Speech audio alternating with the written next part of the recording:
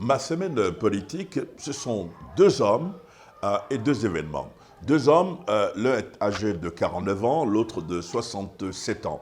Commençons par le plus jeune, Amadou Aya Sanogo.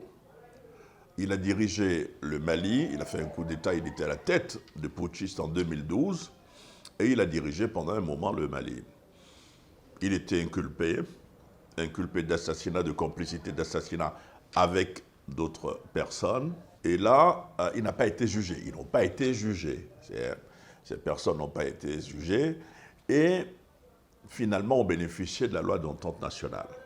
Maître Touré l'explique très bien, un des avocats de la défense, ce que c'est que la loi d'entente nationale. On peut se baser sur cette loi pour demander la libération de personnes accusées au nom de la réconciliation nationale.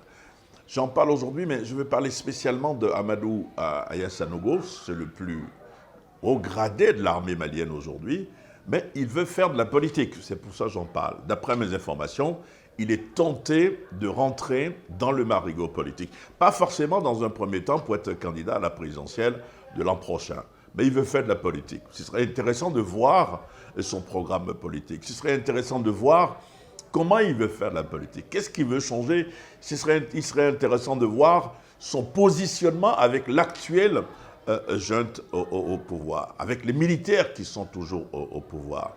C'est intéressant de savoir avec qui il va travailler, avec quels sont les civils qui vont faire partie de son équipe, par exemple, s'il veut faire de la politique, effectivement. J'en ai la conviction, ou d'après mes informations, il veut faire la politique. Donc on va le suivre très attentivement, son parcours militaire, capitaine. Il est venu à la tête de putschistes en 2012, général par la suite, emprisonné, inculpé, et finalement il n'a pas été jugé.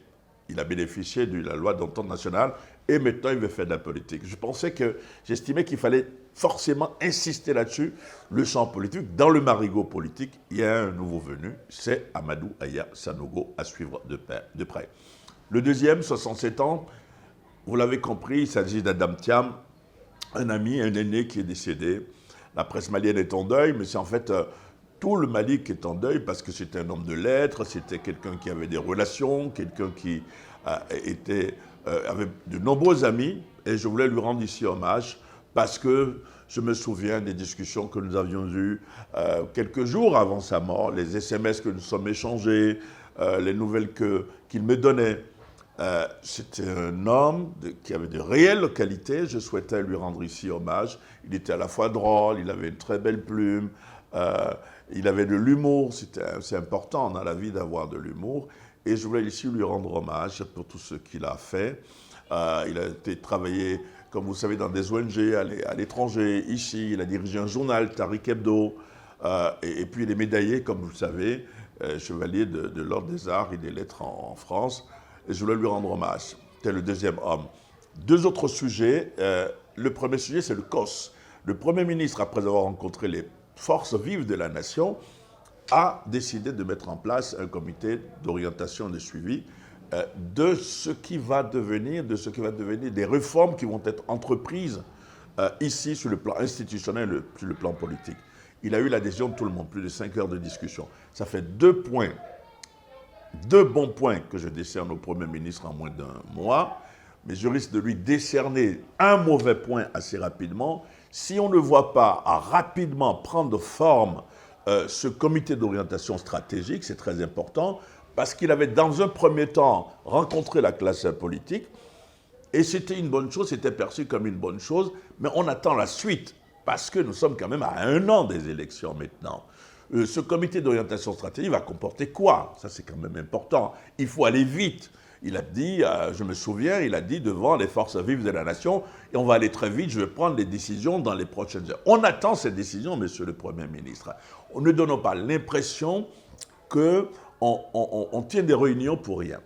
Et je voulais insister là-dessus parce que de l'orientation, du fonctionnement de ce comité d'orientation stratégique va dépendre 2022, l'année prochaine, les élections que nous attendons. Je voulais terminer par une alerte. Plusieurs chancelleries à Bamako, plusieurs ambassades ont rendu public des communiqués pour dire attention à leurs ressortissants, attention, il y a risque d'attentat à tel endroit, à Bamako, à la périphérie, dans la capitale, etc. Mais nous n'avons pas entendu les autorités maliennes rebondir ou donner leur point de vue là-dessus.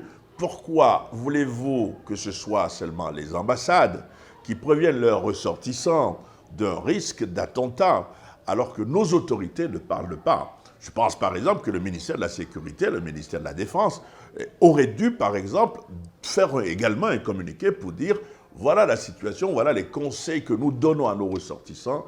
Et c'est très important. Il ne faut pas donner l'impression que d'autres s'occupent plus de leurs ressortissants que d'autres.